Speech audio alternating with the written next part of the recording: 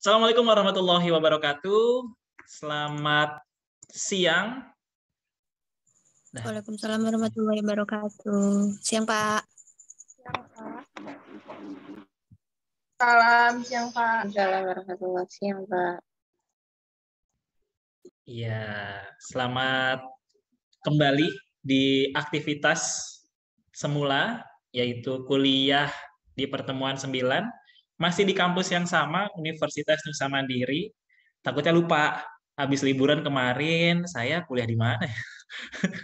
Perkenalkan, nama saya Brian Givan. Masih ingat kan sama dosennya? Alhamdulillah, semoga tidak lupa ya. Takutnya lupa, udah lama kita nggak ketemu. Terakhir kita ketemu tanggal berapa ya? Kayaknya bulan April deh. Pertemuan ke-6 ya kalau nggak salah.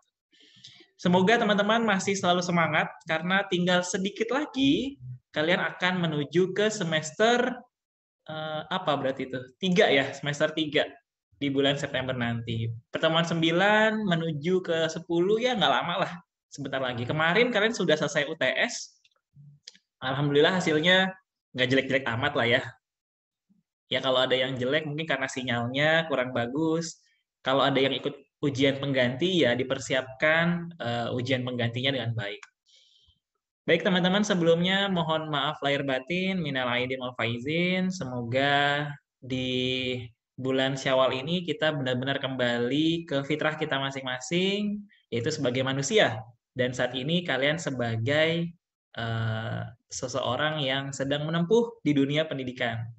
Seperti yang saya sampaikan di awal, bahwa pendidikan itu pahit di awal, namun nanti akan manis setelah kalian lulus. Apalagi sudah dapat kerja, pasti manis banget. Ditambah dapat jodoh, sungguh sangat manis. Nah, teman-teman, sekarang bersabarlah dalam menempuh pendidikan. Semoga bisa mendapatkan hasil yang terbaik. Baik, saya mau cek ombak dulu nih. Suara saya terdengar dengan Indri. Halo Indri. Iya, Pak. Terdengar, Pak. Apa kabar? Indri, kok beda ya? Apa yang beda dari Indri ya? Nggak ada ya? Seperti ada yang beda gitu. Nggak, ini masih Indri yang sama. Tidak cosplay ya, tetap Indri yang sama. Karena saya lupa nih. Kalau di Fani masih sama seperti sebelumnya. Viva, kenapa Viva? Kamu di mana, nak? Lusuh sekali. Astagfirullah. Bangun tidur, Pak. Bangun tidur? Hmm. Wah, enak banget ya. Di mana? Di mana? Di Riau? Enggak, Pak. Baru besok terbangnya. Oh, sekarang masih di Malaysia berarti? Wow. Enggak, lagi kali Malaysia, Pak. Ya, hati-hati di perjalanan ya. Mana nih? Si Fania. Halo, Fania. Habis sholat? Atau gimana? Enggak, Pak. Halo, sehat ya Fania ya? Alhamdulillah sehat, Pak. Alhamdulillah. Semoga teman-teman juga sama, selalu diberikan kesehatan selalu. Zakia, halo Zakia. Gelap sekali nak kamu nak. Halo, Pak. Halo, sehat ya? Sehat, Pak. Tadi di grup Fania sudah sampaikan, hari ini kita belajar tentang sesuatu. Apa ya sesuatunya ya Zakia?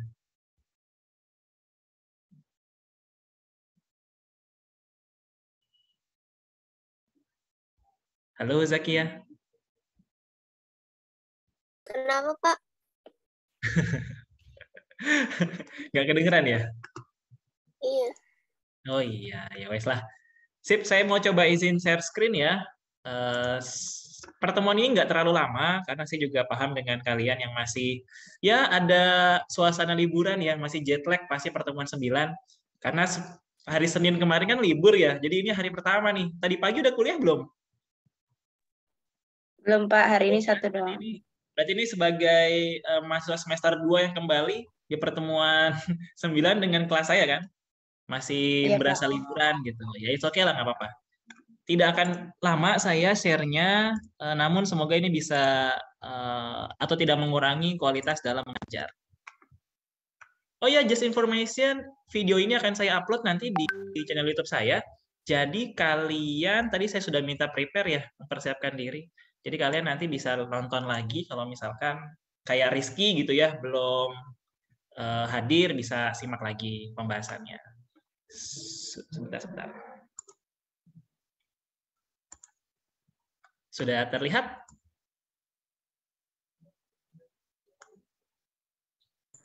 Sudah, Pak.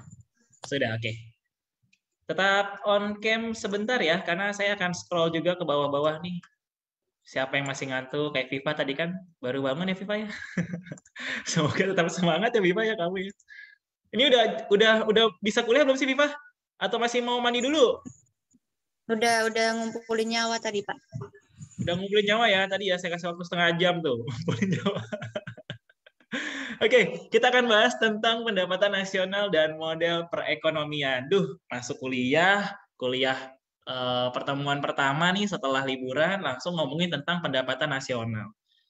Negara kan berarti sama model ekonominya gimana. Sebenarnya sudah sering pasti teman-teman mendengar APBN gitu ya. Anggaran, pendapatan, dan belanja negara.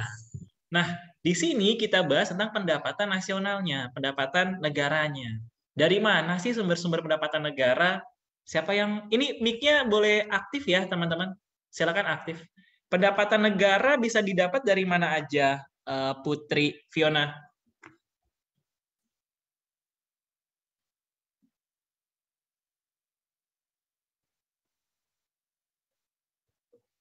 Vio? Halo? Vio? Vio? Pak, ya Pak, ya. Nah, dari mana pendapatan negara? Dari mana ya? Sepengetahuan kamu aja.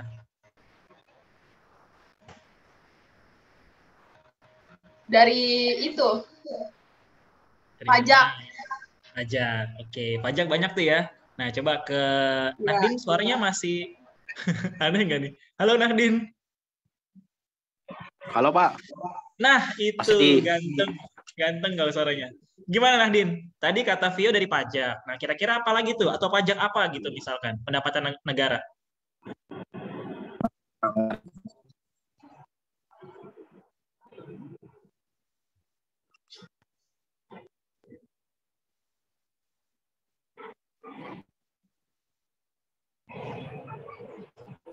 Pajak. Oh, dia. Dia. Masih belum nyambung nih, Pak. Ya udah ke Viva deh. Halo Viva, di bawahnya ada Viva. Viva, ayo coba Viva. Pajak nasional, Pak. Udah kumpul kan nyawanya Viva? Sudah aman, Pak. Ya, apa tuh pendapatan negara dari mana aja? Yang kamu tahu aja. Pajak, pendapatan bukan pajak. Bener. Pajaknya pajak apa tuh Viva misalnya? PPN misalkan. PPN itu apa? Pajak Iya, gimana? Gimana Pak? Pajak. Iya, PPN itu apa? Pajak? Pajak penjualan. Pajak pertambahan nilai. Oke, betul. Dari PPN yang kemarin tuh infonya, kan saya juga mengajar perpajakan ya. PPN kita itu sekarang naik loh jadi 11%. Teman-teman sadar nggak sih? Kalau kalian beli makanan sekarang nggak 10% lagi charge-nya, tapi 11%. Udah ngecek daftar belanjaannya? Udah Nah, Pak, coba dicek dicek lagi kemarin. tuh. Nah, Apa? bener ya? 11% nggak? Atau masih 10? 11. 11. Dan itu dibebankan kepada customer ya? Bukan kepada si owner-nya. Banyak sekali pendapatan negara yang teman-teman pastinya sudah ketahui tadi, terutama dalam hal pajak. Pajak di Indonesia itu, kalau teman-teman belajar tentang perpajakan, sungguh menarik sekali. Jadi, pemerintah itu sangat pusing sebenarnya teman-teman. Ketahuilah bahwa apalagi kemarin ya, dari tahun 2020, 2021 ke sekarang nih, 2022. Banyak banget pajak yang dipungut dan ditambahkan. Maksudnya apa? Maksudnya pemerintah kan sekarang lagi memberikan banyak bantuan sosial ya, bansos. Tahu nggak Aldo nih tentang bansos? Tahu Pak. Nah, itu bansos dari mana uangnya? Kira-kira, Dok? Bansos Yang dikasih sama pemerintah. Itu uangnya dari mana pemerintah dapatnya? dari mana ya? Dari pajak. Dari pajak yang dikumpulkan dari setiap individu, dari setiap perusahaan, kemudian diolah oleh pemerintah, terutama khususnya oleh Bu Sri Mulyani. Dan akhirnya muncullah bansos tadi. Carut marut betul dalam perumusannya. Kenapa? Karena memang sesulit itu. Nah, kalau kita kan enak aja ya ngomongnya ya, oh pemerintah nggak becus nih, pemerintah begini nih. Tapi ketika kita lihat lebih dalam lagi, ternyata sulit loh teman-teman untuk menata perekonomian yang ada di Indonesia. Karena banyak sekali hal-hal yang kita tuh nggak tahu, tapi kita hanya asal sebut saja. Gitu. Jadi yuk sama-sama kita dukung apapun kebijakan-kebijakan yang ada di pemerintahan kita, terutama dalam hal tadi ya PPN yang 11%. It's okay lah. Salah satunya tadi PPN. Nah, kita mulai ke slide pertama. Kalau definisi dari pendapatan nasional, tadi sudah disampaikan ya, berarti yang namanya pendapatan ya ada dana yang masuk ke negara gitu kan. Jumlah seluruh pendapatan yang diterima oleh masyarakat dalam suatu negara selama setahun. Itu pendapatan nasional. Beda dengan pendapatan negara. Kalau pendapatan negara berarti negara yang dapat uang gitu kan. Negara yang dapat uang. Tapi pendapatan nasional berarti masyarakatnya. Nah, beda kan ya? Pendapatan nasional berarti jumlah seluruh pendapatan yang diterima oleh masyarakat dalam suatu negara selama setahun. Nah, konsepnya gimana? Ada yang namanya PDB. Wah, ini udah mulai agak dalam sedikit ya. PDB, Produk Domestik Bruto atau bahasa Inggrisnya Gross Domestic Product gitu, GDP.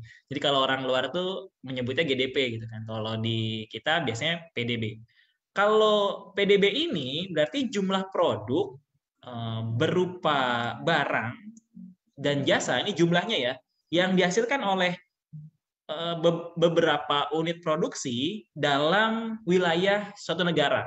Jadi misalnya di Jakarta, PDP-nya berapa? Ini provinsi lah istilahnya. PDP di Jawa Tengah, PDP di Jawa Timur, PDP di Kalimantan dalam setahun.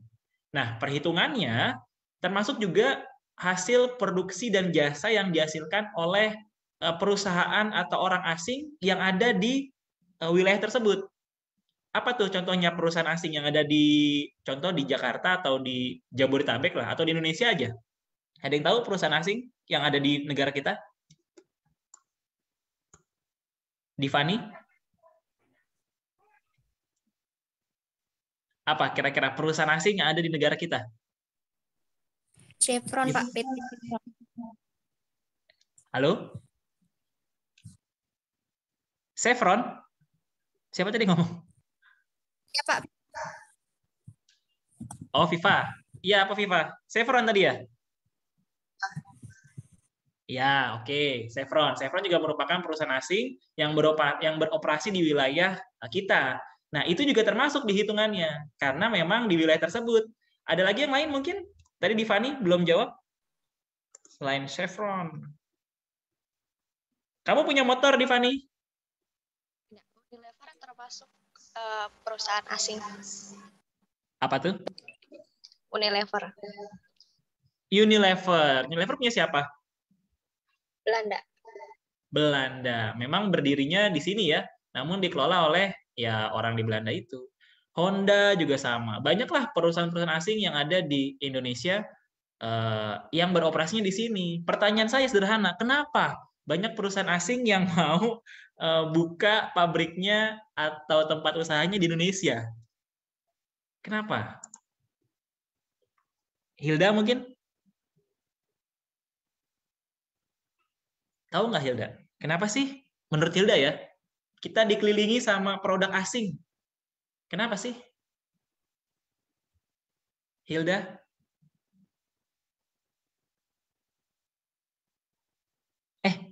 Off cam.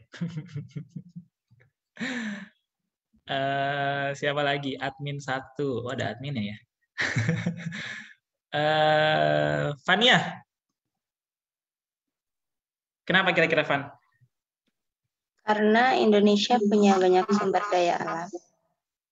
Pertama, betul, karena Indonesia Terus? punya banyak sumber daya alam yang membuat banyak perusahaan asing yang ngapain bukanya di negaranya dia. Ya kita buka aja di sumber pendapatan sumber daya alam yang deket gitu loh. Jadi nggak usah ada biaya transportasi gitu ya. Nah, apalagi Tania? Penduduk Indonesia banyak. Itu sudah pasti.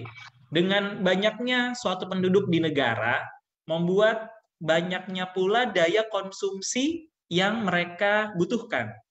Nah, saat mereka ingin mengkonsumsi suatu produk, produk yang nggak ada, akhirnya tidak terjadi proses jual beli. Maka dari itu banyak sekali negara-negara luar yang datang ke Indonesia, buka pabriknya, jualan di sini, untuk memenuhi kebutuhan masyarakat Indonesia yang jumlahnya banyak.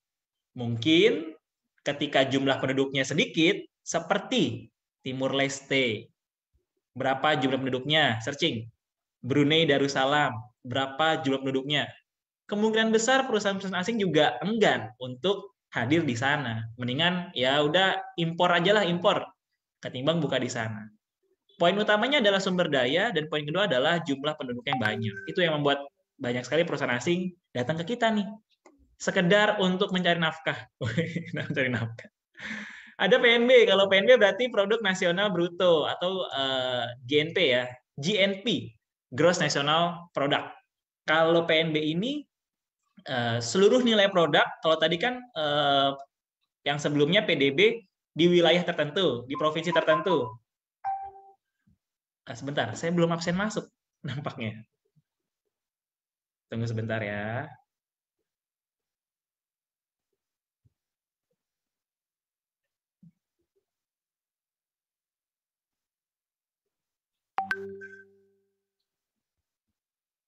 Oke.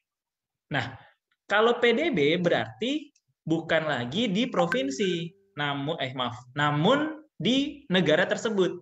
Karena di sini produk nasional, bukan produk domestik. Kalau domestik berarti di suatu wilayah, di negara tersebut. Kalau nasional berarti produk di nasional tersebut. Rumusnya apa? Ya berarti rumusnya GDP tadi, yang sebelumnya nih GDP, dikurangi produk neto terhadap luar negeri. Mencari GNP ya, Gross National Product. Kemudian ada lagi NNP dan NNI.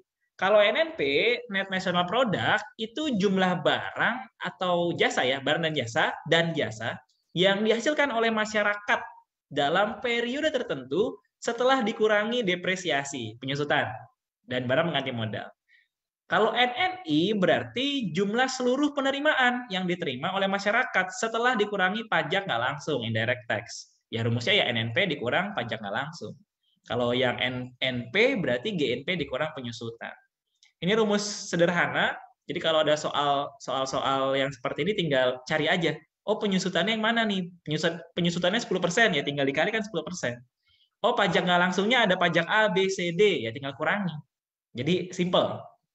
Oh iya, ngomong-ngomong kemarin waktu UTS ada soal hitung-hitungan nggak ya? Saya nggak tahu tuh. Fania, Ada, Pak. ada? Ada. Banyak nggak? 5? 6? 5 mungkin ada, Pak. Soalnya berapa totalnya? Berapa? 50 atau 35 ya, lupa, Pak. Hah? 35? Ya 50 deh, Pak. 50 ya? 55 soal hitung-hitungan. Ya sederhana lah berarti ya. Berarti harus menguatkan konsep yang di awal saya bilang, karena ini hanya pengantar, jadi hitung-hitungan itu pelengkap. Perbanyak konsep gitu. Perbanyak teori, konsep, hitung-hitungan nggak terlalu dibanyakin. Bukan saya sih yang bikin soalnya. Lalu ada PI, personal income. Kalau PI ini rumusnya NNI yang sebelumnya nih ya, NNI, net national income, ditambah transfer payment. Wih, ada biaya transfernya. Dikurangi laba ditahan, ditambah iuran asuransi, ada juga iuran jaminan sosial, ada juga pajak perseorangan. Kalau personal income berarti ya seluruh penerimaan yang diterima masyarakat yang benar-benar sampai ke tangan masyarakat setelah dikurangi oleh ya banyak tadi, laba ditahan, asuransi, jamsos, pajak perseorangan, ditambah dengan transfer payment. Nah, berarti ada seluruh penerimaan yang diterima masyarakat yang benar-benar sampai ke tangan. Sampai segitunya ya pemerintah ya, menghitung yang seperti ini. Ya kenapa? Ya untuk menentukan banyak hal. Nanti saya jelaskan kenapa. Dan yang keenam ada disposable income. Kalau disposable income tadi ya berarti PI-nya dikurang pajak langsung. Kan kalau yang sebelumnya pajak perseorangan, biasanya itu PPh 21. Nah, kalau di DI ya berarti pajak langsung. Nah, DI adalah pendapatan yang diterima masyarakat yang sudah siap dibelanjakan oleh penerimanya. Makanya kalau mau jadi menteri keuangan tuh bahasanya apa ya? Harus sekolah di luar gitu. Biar tahu di luar itu bagaimana perkembangan ekonominya dan dicocokkan dengan negara kita. Macam Ibu Sri Mulyani. Tujuannya apa nih? Kita hitung pendapatan nasional. Pendapatan nasional di Indonesia. Tujuannya apa? Pertama, sederhananya, Indonesia makmur atau enggak? Lalu kedua, nah ini PR ya buat teman-teman ya, dicatat. Tujuan perhitungan pendapatan nasional adalah mengetahui tingkat kemakmuran suatu negara. Pertanyaannya, standar masyarakat atau negara dikatakan makmur apabila titik. Catat. Nomor 1, tujuan perhitungan pendapatan nasional ialah untuk mengetahui kemakmuran suatu negara. Yang saya tanyakan, standar atau batas minimum dikatakan suatu negara dinyatakan makmur apabila apa jawabannya? Nah, nanti itu akan dikumpulkan untuk nilai tugas ya. Pertanyaan pertama, simpan dulu aja. Yang kedua, untuk memperoleh taksiran yang akurat antara nilai barang dan jasa yang dihasilkan masyarakat dalam satu tahun. Kalau dia tahu taksirannya, berarti tahu nih, oh ternyata pendapatan kita dalam barang sebesar sekian di satu negara. Sulit banget. Oh ternyata pengeluaran kita sekian dalam satu negara ini. Negara yang ngomonginnya ya, 270 juta, banyak banget ya. Dan yang ketiga, untuk membantu membuat rencana pelaksanaan program pembangunan yang berjangka. Bikin infrastruktur, jalan tol, IKN, ibu kota negara. Ya dari sini, kita lihat dulu nih pendapatan nasional kita bagus atau enggak. Kalau pendapatan nasional kita bagus, kita minta ke masyarakat buat patungan, ada kan yang wacana IKN iuran dari masyarakat. Dengar nggak? Dapat info itu nggak? Patungan dari masyarakat Indonesia.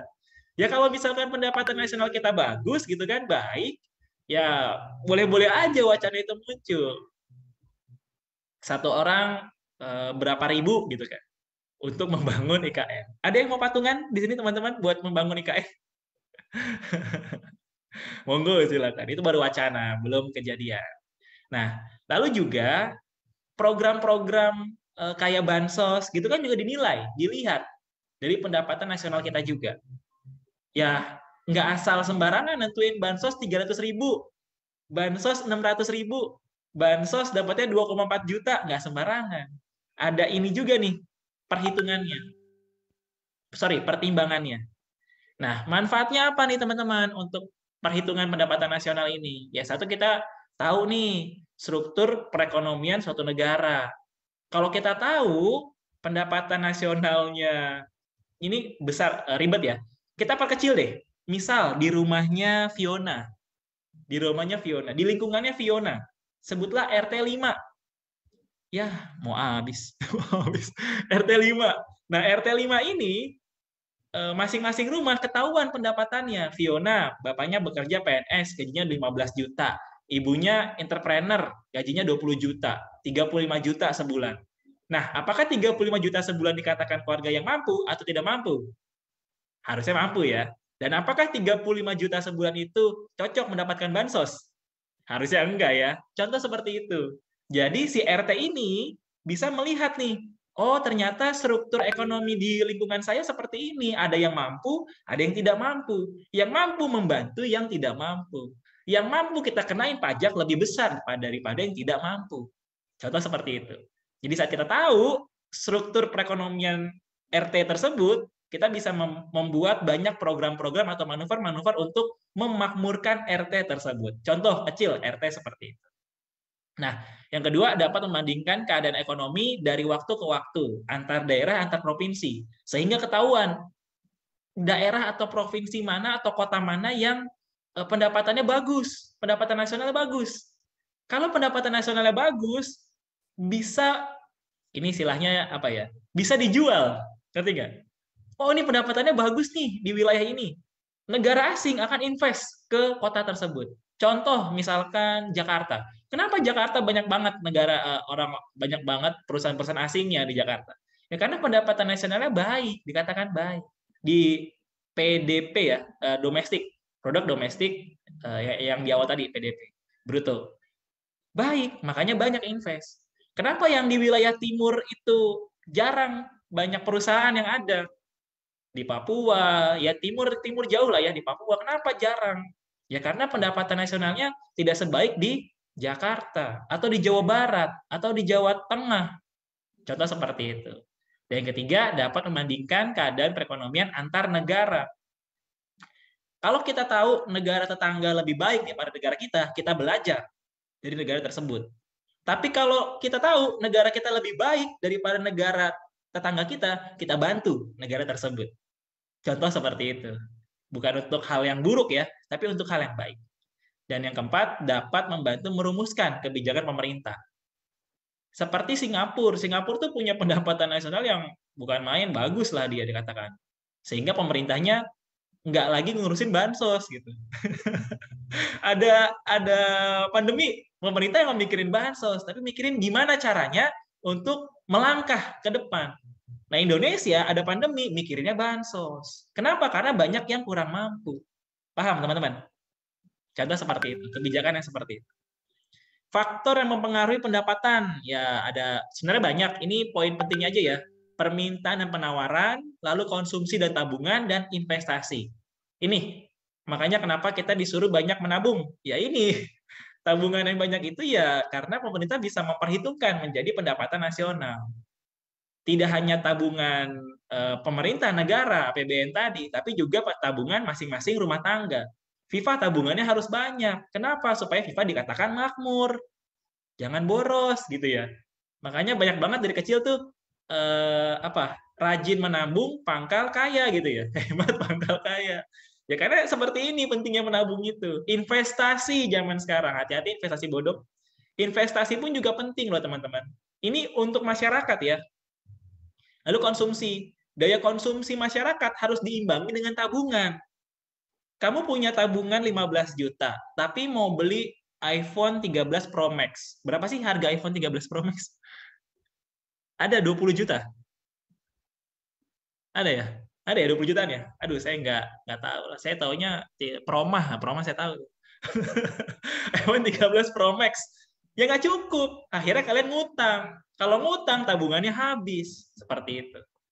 Itu terkait permintaan dan penawaran juga sama. Nah, kalau permintaan penawaran seperti ini.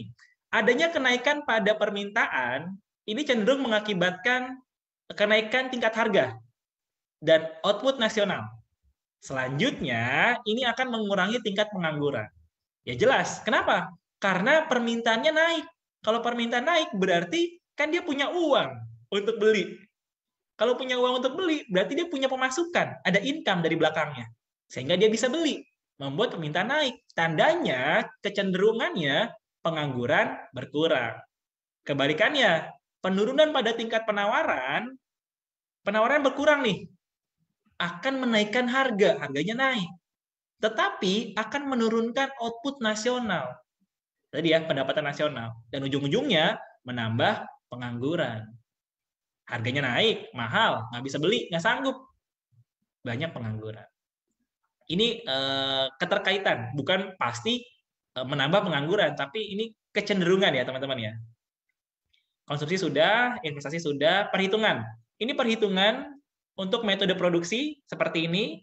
Pendapatan ini gampang ya teman-teman ya, nggak ada yang sulit karena ditambah-tambah doang, itu juga sama, tambah-tambah aja, bisa dibaca sendiri nih. Ini juga sama, tambah-tambah aja. Nah, kalau ini lebih ke pemahaman dalam matematika. Ada pembagian dan ada perkalian 100%. PDB real tahun sekarang, PDBS itu PDB real tahun sekarang, sama PDB tahun kemarin. Kalau ada soal tentang ini, perhitungan pertumbuhan ekonomi, ini rumusnya.